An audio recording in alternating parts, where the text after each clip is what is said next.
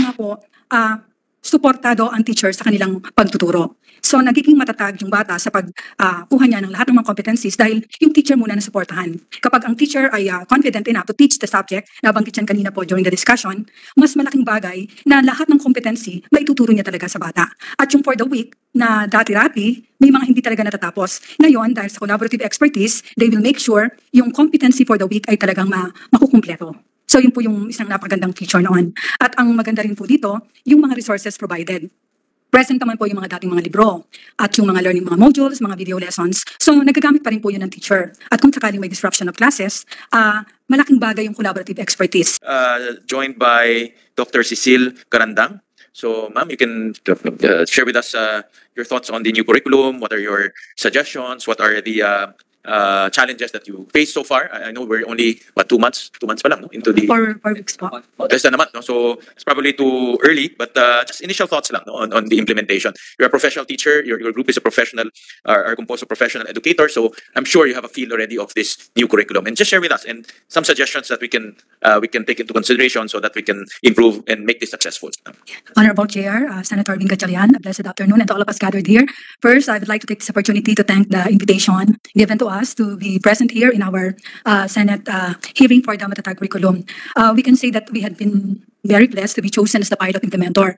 Ito po ay napakalaking challenge, pero tinitingnan namin ito sa napakalaking blessings. Dahil sabi nga po ni Director Andaya na ang anumang lessons na makikita during the pilot implementation ay malaki ang may tutulong sa full implementation nito by next year. Sa Malabon po, we are the lone pilot implementer division. We have 5 schools.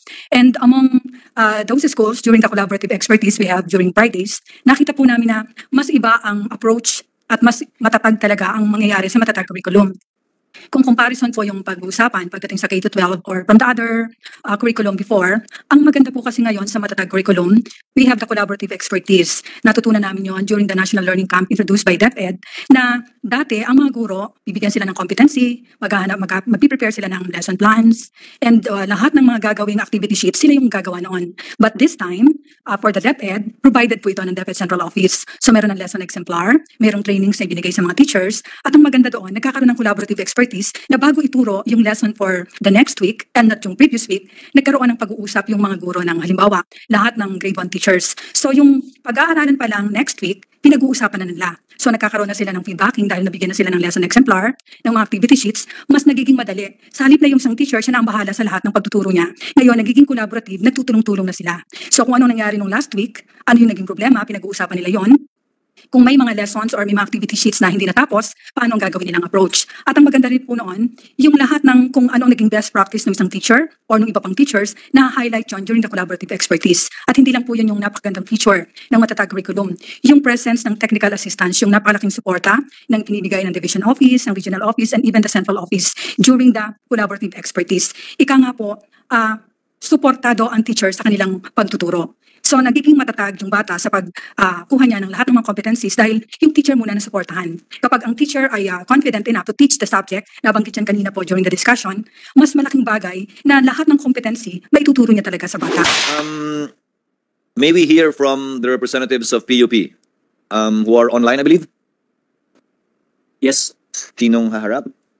Dr. Mohi, sir? Yes, good morning po, Senator Cheese Escudero, Chairman of the... Increase the volume. Yes, you may proceed, sir.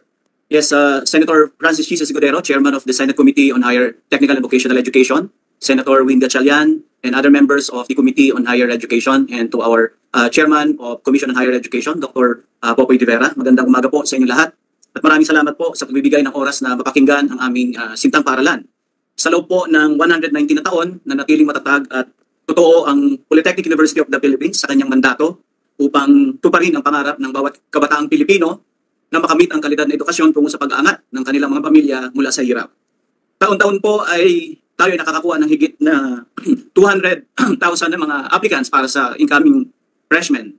Pero halos nasa 20,000 lang po dito ang aming natatanggap dahil sa limitasyon ng budget. Sa katunayan po, ang kabuuang population ng PUP system ay bumubuo sa halos 6% ng bilang ng college students sa buong bansa. Ito po ay ayon sa data ng Commission on Higher Education mula ng 2019 hanggang 2020. Ang mga estudyante po natin ay sinisigurado namin na bibigyan ng mataas na kalidad na edukasyon na tumatalima sa pangangailangan ng ating industriya at ekonomiya. Taon-taon din po tayo ay nagkakaroon ng mahigit kumulang ng mga 15,000 na graduates na pumapasok at most preferred sa iba't ibang fields gaya ng business, financial operations, architecture, engineering, office administration, sales and related industries, educational instruction, library, computer and mathematical occupations, government service at marami pa pong iba.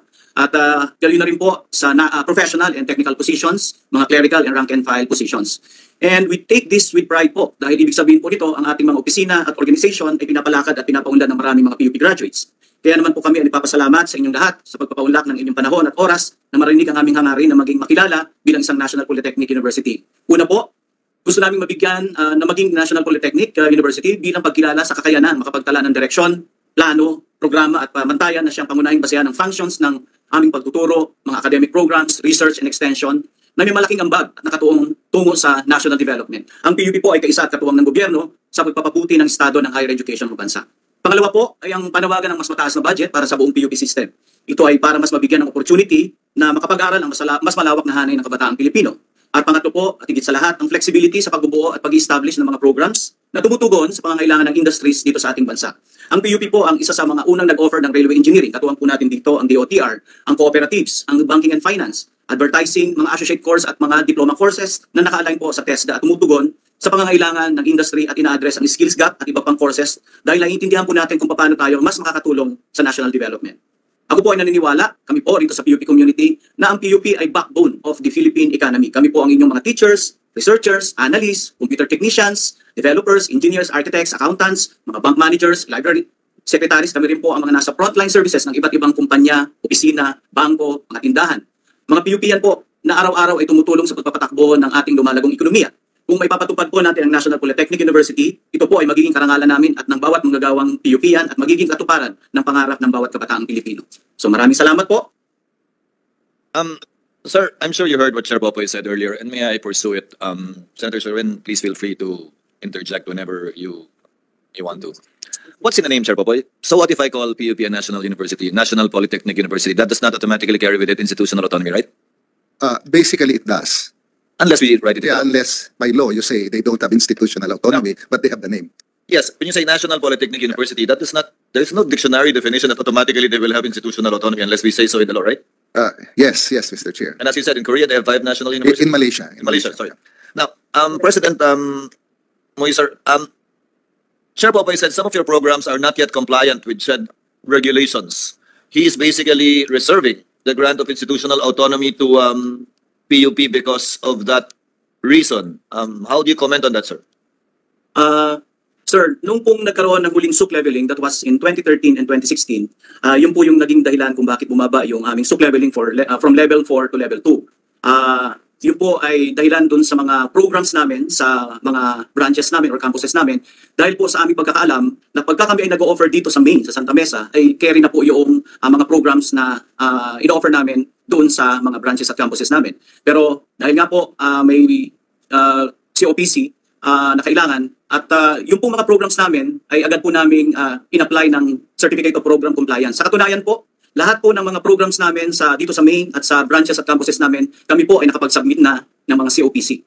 Ang NCR po ay merong mga 109 programs at ang total compliance po na inaibigay ng certificate ay 53. Meron pa pong pending issuance na 31. Ibig sabihin po, ito po ay nasa Commission on Higher Education.